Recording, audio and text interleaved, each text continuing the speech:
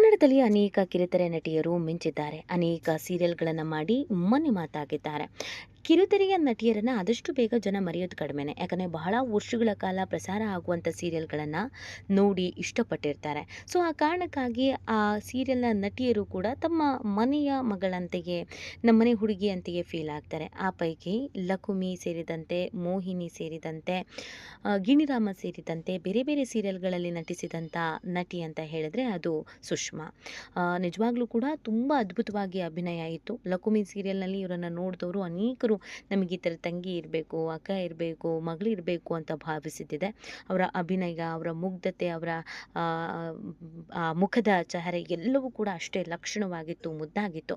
ಆ ಕಾರಣಕ್ಕಾಗಿ ಇವರನ್ನು ಅನೇಕರು ಇಷ್ಟಪಟ್ಟಿದ್ದು ಇದೆ. ಅನೇಕ ವರ್ಷಗಳ ಕಾಲ ಸೀರಿಯಲ್ ಪ್ರಸಾರ ಆಗಿದ್ದಂಥ ಹಿನ್ನೆಲೆಯಲ್ಲಿ ಜನರ ಮನಸ್ಸಿನಲ್ಲಿ ಇವತ್ತಿಗೂ ಹಾಗೆ ಉಳಿದಿದ್ದಾರೆ ಸುಷ್ಮಾ ಅವರು. ಇತ್ತೀಚೆಗೆ ಸ್ವಲ್ಪ ಅಂತರವನ್ನು ಕಾಯ್ದುಕೊಂಡಿದ್ರು. ಅವಕಾಶಗಳು ಸಿಕ್ಕಿರಲಿಲ್ವೋ ಅಥವಾ ಇವರೇನೆ ಸೀರಿಯಲಲ್ಲಿ ನಟಿಸೋದು ಬೇಡ ಅನ್ನುವಂಥ ತೀರ್ಮಾನಕ್ಕೆ ಬಂದಿದ್ರೋ ಗೊತ್ತಿಲ್ಲ. ಡಿಗ್ರಿವರೆಗೂ ಓದಿರುವಂತಹ ಸುಷ್ಮಾ ಅವರು ತಂದೆ, ತಾಯಿ ಮತ್ತು ಅಕ್ಕ ತಂಗಿಯರ ಜೊತೆಗೆ ಬೆಳೆದಿರುವಂಥ ಹುಡುಗಿ. ಚಿಕ್ಕ ವಯಸ್ಸಿನಿಂದಲೂ ಕೂಡ ಅಭಿನಯದ ಬಗ್ಗೆ ಅಪಾರವಾದಂಥ ಕಾಳಜಿ ಇತ್ತು. ಇದೀಗ ನಿನ್ನೆ ತಾನೇ ಅವರು ಎಂಗೇಜ್ಮೆಂಟ್ ಆಗಿದ್ದಾರೆ. ನನಗೆ ಮದುವೆ ಫಿಕ್ಸ್ ಆಗಿದೆ ಅನ್ನೋದನ್ನು ಬಹಳ ಸಂಭ್ರಮದಿಂದ ಅವರ ಅಭಿಮಾನಿಗಳ ಹತ್ರ ಹೇಳ್ಕೊಂಡಿದ್ದಾರೆ. ಆದರೆ ಒಂದೇ ಒಂದು ಫೋಟೋವನ್ನು ಅವ್ರು ಹಾಕಿದ್ದೇ ತಡ ತುಂಬ ಜನ ಬೇಸರ ವ್ಯಕ್ತಪಡಿಸಿದ್ದಾರೆ, ಟ್ರೋಲ್ ಮಾಡಿದ್ದಾರೆ, ಕಮೆಂಟ್ ಮಾಡಿದ್ದಾರೆ, ಹಿಂಸೆ ಮಾಡಿದ್ದಾರೆ, ಕಿರುಕುಳ ಮಾಡಿದ್ದಾರೆ. ಇದರಿಂದ ಬೇಸತ್ತು ಕಮೆಂಟ್ ಬಾಕ್ಸನ್ನು ಆಫ್ ಮಾಡಿಬಿಟ್ಟಿದ್ದಾರೆ. ಯಾರೂ ಕೂಡ ಕಮೆಂಟೇ ಮಾಡಬಾರ್ದು ಅಂತ ನಿರ್ಧಾರಕ್ಕೆ ಬಂದಿದ್ದಾರೆ. ಅಷ್ಟಕ್ಕೂ ಅವ್ರು ಮಾಡಿ ತಪ್ಪಾದರೂ ಏನು? ಅವರಿಗೊಂದು ವೈಯಕ್ತಿಕ ಆಯ್ಕೆ ಅನ್ನೋದು ಇರೋದಿಲ್ವಾ? ನಟಿ ಆದರು ಅಂದಿದ ತಕ್ಷಣ ಅವರು ಸಾರ್ವಜನಿಕವಾಗಿ ಯಾರು ಬೇಕಾದ್ರೂ ಅವರನ್ನು ನಿಂದಿಸಬಹುದಾ? ಹಾಗಿದ್ರೆ ಸುಷ್ಮಾ ಅವರು ಮದುವೆ ಆಗ್ತಿರುವಂಥ ಹುಡುಗ ಯಾರು? ಆತನ ಹಿನ್ನೆಲೆ ಏನು? ಯಾಕೆ ಅವರನ್ನೇ ಆಯ್ಕೆ ಮಾಡಿಕೊಂಡ್ರು? ಯಾಕೆ ಟ್ರೋಲ್ ಆಯಿತು? ಇದೆಲ್ಲವನ್ನ ಈ ವಿಡಿಯೋದಲ್ಲಿ ಹೇಳ್ತಾ ಹೋಗ್ತೀವಿ. ಆದರೆ ಇಲ್ಲಿವರೆಗೂ ಈಗಲೇ ಸಬ್ಸ್ಕ್ರೈಬ್ ಮಾಡಿ. ಹೆಚ್ಚಿನ ಮಾಹಿತಿಗಾಗಿ ಬೆಲ್ ಐಕಾನ್ ಪ್ರೆಸ್ ಮಾಡೋದನ್ನು ಮರಿಬೇಡಿ.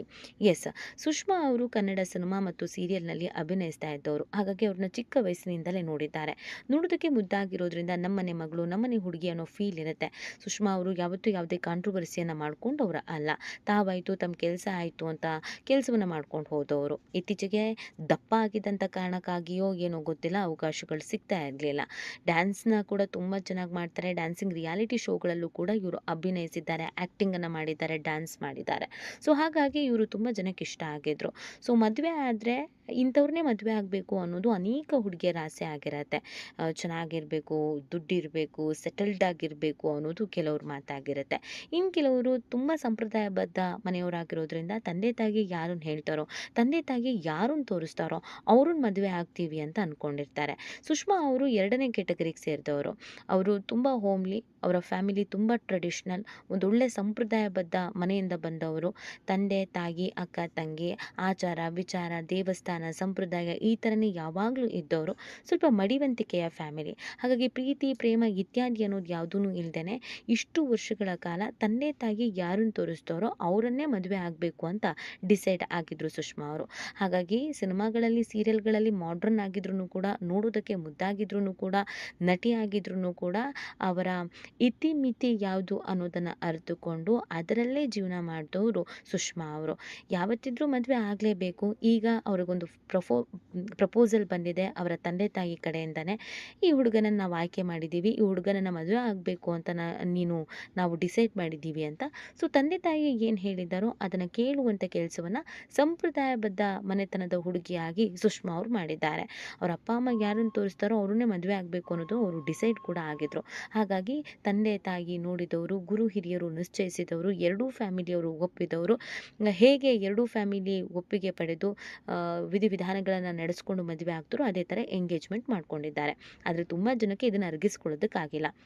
ಕಾರಣ ಇಷ್ಟೇ, ಸುಷ್ಮಾ ಅವ್ರು ನೋಡೋದಕ್ಕೆ ತುಂಬ ಮುದ್ದಾಗಿದ್ದಾರೆ, ತುಂಬ ಚೆನ್ನಾಗಿದ್ದಾರೆ, ಗೊಂಬೆ ಥರ ಇದ್ದಾರೆ, ದೇವತೆ ಥರ ಕಾಣಿಸ್ಕೊಳ್ತಾರೆ. ಒಂದೊಂದು ಫೋಟೋದಲ್ಲಂತೂ ನಿಜವಾಗ್ಲೂ ಎಷ್ಟೋ ಜನ ಕನ್ಫ್ಯೂಸ್ ಆಗಿದ್ದಿದೆ, ಇದು ಗೊಂಬೆನಾ ಅಥವಾ ಸುಷ್ಮಾನ ಅಂತ.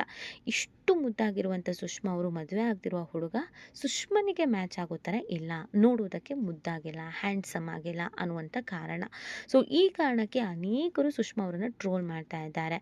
ದುಡ್ಡಿದೆ ಅಂತ ಅಥವಾ ದುಡ್ಡಿಗೋಸ್ಕರ ಈ ಥರ ಆಗತ್ತೆ, ದುಡ್ಡಿರೋರನ್ನ ಹುಡುಗಿಯರ ಹುಡುಗಿಯರು ಮದುವೆ ಆಗೋದಕ್ಕೆ ಎಂತೆಂಥವ್ರನ್ನೂ ಮದುವೆ ಆಗಿಬಿಡ್ತಾರೆ, ಸ್ವಲ್ಪ ಟೇಸ್ಟ್ ಬೇಡವಾ, ಹೋಗಿ ಹೋಗಿ ಇವ್ರನ್ನ ಮದುವೆ ಆಗ್ತಿದ್ದಾರಾ, ಎಂತೆಂಥವ್ರಿಗೂ ಎಂತೆಂಥವ್ರು ಸಿಗ್ತಾ ಇದ್ದಾರೆ, ಅಯ್ಯೋ ಈ ಹುಡುಗಿಗೆ ಈ ಹುಡುಗನ ಅಂತೆಲ್ಲ ಕಮೆಂಟ್ ಮಾಡ್ತಾ ಇದ್ದಾರೆ.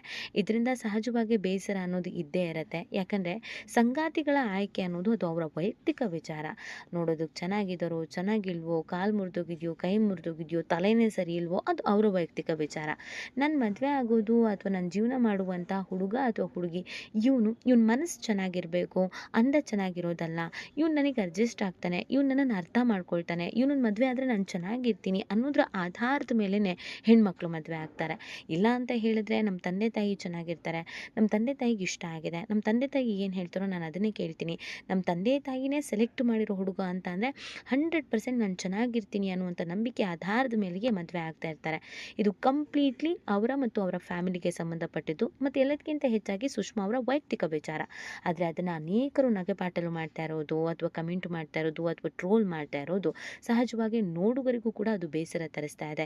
ಈ ರೀತಿಯಾಗಿ ಒಂದು ನಟಿಯನ್ನು ಟ್ರೋಲ್ ಮಾಡೋದು ಅಥವಾ ಅವರ ವೈಯಕ್ತಿಕ ವಿಚಾರ ಅಥವಾ ಅವರ ವೈಯಕ್ತಿಕ ಫ್ಯಾಮಿಲಿಯ ವಿಚಾರದ ಬಗ್ಗೆ ಕಮೆಂಟ್ ಮಾಡ್ತಿರೋದು ಸರಿಯಲ್ಲ. ಎಷ್ಟೋ ಹೆಣ್ಣುಮಕ್ಕಳು ಅಥವಾ ಎಷ್ಟೋ ಹೀರೋಯಿನ್ಸ್ಗಳು ಮದುವೆ ಆಗಿರೋದನ್ನು ಬಚ್ಚಿಟ್ಟಿದ್ದಾರೆ, ಮದುವೆ ಆಗ್ತಾ ಇರೋದನ್ನು ಹೇಳಲ್ಲ, ಗಂಡ ಯಾರು ಅನ್ನೋದನ್ನು ಫೋಟೋ ಹಾಕಲ್ಲ. ಅಂಥದ್ರಲ್ಲಿ ಸುಷ್ಮಾ ಅವರು ತನ್ನ ಫ್ಯಾನ್ಸ್ಗೆ ಗೊತ್ತಾಗಲಿ ಅನ್ನುವಂಥ ಕಾರಣಕ್ಕಾಗಿ ಹಾಕಿದಂಥ ಒಂದು ಫೋಟೋದಿಂದ ಎಲ್ಲರೂ ಕಮೆಂಟ್ ಮಾಡಿ ಅವರಿಗೆ ಬೇಸರ ತರಿಸಿದೆ. ಈ ಬಗ್ಗೆ ನಿಮ್ಗೆ ಏನು ಅನಿಸುತ್ತೆ ಅನ್ನೋದನ್ನು ನೀವು ಕೂಡ ಕಮೆಂಟ್ ಮಾಡಿ ನಿಮ್ಮ ಅನಿಸಿಕೆ ಮತ್ತು ಅಭಿಪ್ರಾಯವನ್ನು ತಿಳಿಸಬಹುದು.